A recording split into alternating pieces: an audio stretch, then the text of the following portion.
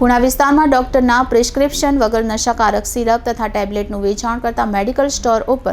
Food and drugs વિભાગને સાથે રાખી સુરત શહેર એસઓજીએ કાર્યવાહી કરી હતી।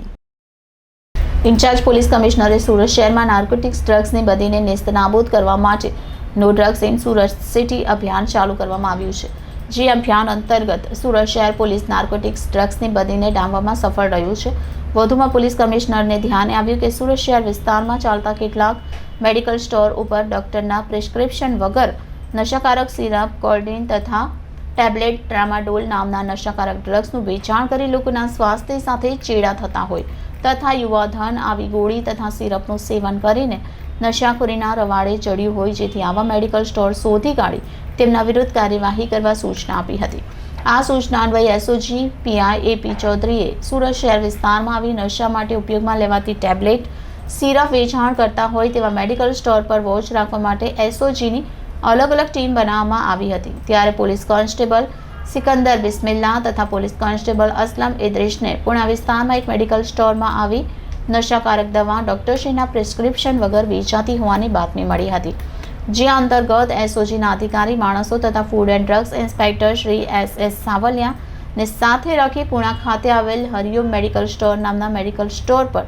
ટ્રેપ ગોઠવી ડમી ગ્રાહકને મોકલતા મેડિકલ સ્ટોરના સંચાલક આલોક કુમાર ચંદ્રાનંદ શાહને ઝડપી પાડી વધુ કાર્યવાહી કરી છે। ગઈ તારીખ 29/4/2023ના રોજ સુરત એસઓજી દ્વારા દુબઈથી સ્મગલિંગ કરીને જે 4.29 કરોડનું સોનું જે 7 કિલો સમથિંગ હતું એ લઈ આવેલા એ વખતે જે તે વખતે 4 આરોપી પકડેલા, જેનું નામ અનુક્રમે ફેનિલ, નીરવ, ઉમેશ, સાવન અને એક જે અહીંયા જેને આપવાનું હતું તે વિશાલ, આ બધા આરોપીઓ પકડાઈ ગયા હતા। ત્યારબાદ જે તે તપાસ એસઓજી દ્વારા કરવામાં આવતા તે જે તે વખતે પાર્થ શર્મા કરીને જે છે ઉર્ફે બળદેવ પટેલ કે જે આરોપી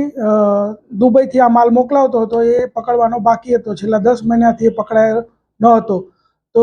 એ નાસ્તો પડતો હતો અને દુબઈથી વાયા નેપાલ અને ભારત આવેલો એવી એક હકીકત મળેલી હતી। એસઓજી છેલ્લા 10 મહિનાથી આની તપાસમાંથી એ દરમિયાનમાં એ કોર્ટમાં સરેન્ડર થવા જઈ રહ્યો હતો, ત્યારે એસઓજીએ તેને ઝડપી પાડેલ છે અને કોર્ટમાં રજૂ કરી અને એના 4 દિવસના રિમાન્ડ માગેલા છે। 4 દિવસના રિમાન્ડ જે છે એની અંદર એની જે કોલ ડિટેલ છે એ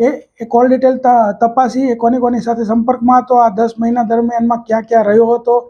અને કોની સાથે, અને એક ડીએમ કરીને જે નેટવર્ક ચલાવે છે દુબઈથી એના વિશેની વધારે વિગતવાર પૂછપરછ જે છે એ આ રિમાન્ડ દરમિયાન અમે માહિતી કઢાવવા કોશિશ કરીશું અને એ રીતે આગળની તપાસ ચાલશે।